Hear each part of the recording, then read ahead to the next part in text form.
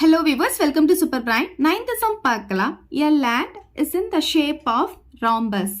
ஒரு land வந்து rhombus shapeல இருக்கு அப்படின்னு சொல்லியிருக்காங்க.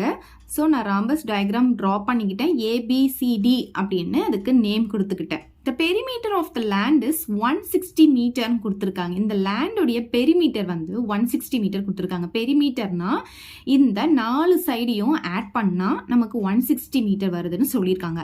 And one of the diagonal is 48 மீட்டர்னு சொல்லியிருக்காங்க. டயக்னல் வந்து 48ன்னு சொல்லியிருக்காங்க. இங்கே பாருங்க, இது வேணாலும் ஜாயின் பண்ணிக்கலாம், நீங்கள் இல்லை இது கூட நீங்கள் ஜாயின் பண்ணிக்கலாம். எது ஜாயின் பண்ணாலும் வந்து 48 மீட்டர் தான். ராம்பஸ்க்கு பார்த்தீங்கன்னா 4 சைட்ஸ் வந்து நமக்கு ஈக்குவலாக இருக்கும். நமக்கு இங்கே சைட் கொடுக்கல, அதுக்கு பதிலாக நமக்கு பெரிமீட்டர் கொடுத்துருக்காங்க. இந்த பெரிமீட்டர் வச்சு தான் நம்ம வந்து சைட் கண்டுபிடிக்க போகிறோம். ஸோ இப்போ இதை வந்து நான் இதை எக்ஸ்ன்னு எடுத்தேன்னா 4 சைடுமே நமக்கு என்னவா இருக்கும், எக்ஸாக தான் இருக்கும். ஸோ இங்கே கொடுத்துருக்கிற பெரிமீட்டர் வச்சு தான் இந்த சைடை நம்ம கண்டுபிடிக்கணும். இங்கே பார்த்தீங்கன்னா நமக்கு ஏரியா ஆஃப் த லேண்ட் கண்டுபிடிக்க சொல்லியிருக்காங்க.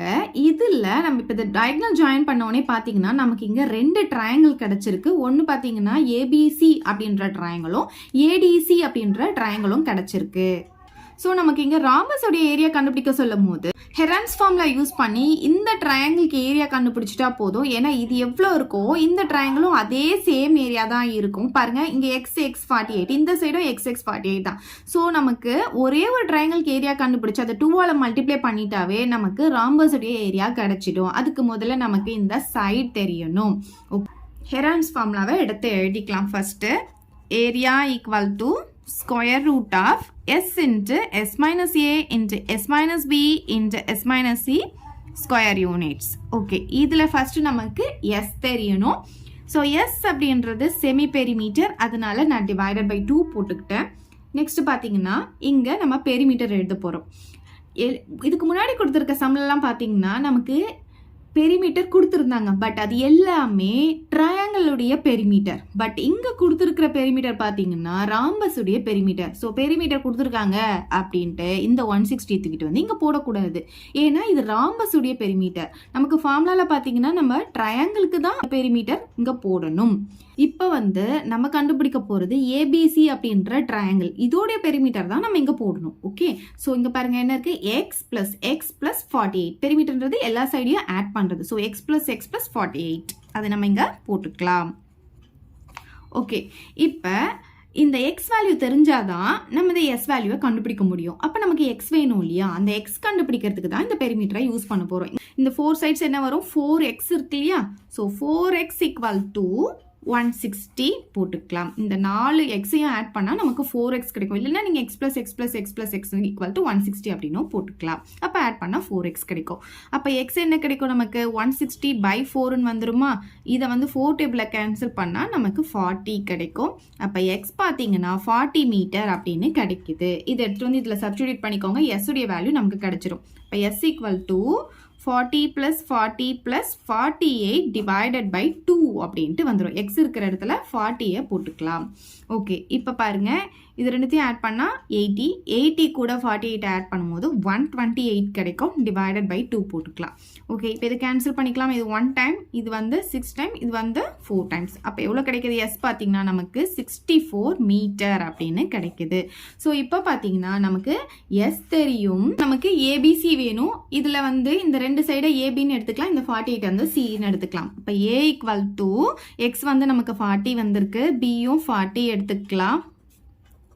அண்ட் சி பார்த்தீங்கன்னா நமக்கு 48 மீட்டர் கொடுத்துருக்காங்க. நம்ம ஏபிசி அப்படின்ற ட்ரையாங்கிளுக்கு தான் ஏரியா கண்டுபிடிக்கிறோம். அப்போ area of triangle ABC equal to square root of S பார்த்தீங்கன்னா நமக்கு இங்கே 64 இருக்குது. எஸ் மைனஸ் ஏன்னு சொன்னால் 64 minus 40.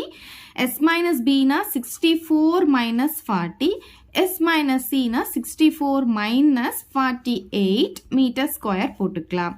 So square root of இந்த 64 அப்படியே வரும். 64ல் 40 போச்சுன்னா நமக்கு 24 வரும். இதுவும் அதே மாதிரி 24 வந்துடும்.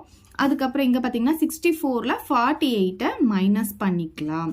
ஸோ இங்கே 4ல் 8 போகாது, இங்கேருந்து பாரோ பண்ணுறோம். பாரோ பண்ணும்போது 14ல் 8 போச்சுன்னா 6 வரும், இங்கே 1. அப்போ எவ்வளோ கிடைக்குது, நமக்கு 16 அப்படின்னு கிடைக்குது. இங்கே மீட்டர் ஸ்கொயர் போட்டுக்கலாம். சரி, இங்கே பாருங்கள் 2 24 இருக்குது. ஓகே, ஸோ இதுலேருந்து ஒரு 24 நம்ம எடுத்துப்போம். இப்போ இங்கே வந்து 16 இருக்குது, இங்கே 64 இருக்குது. அப்போ இது வந்து 16 வர்ற மாதிரி நம்ம மாற்றிக்கலாம் இதை.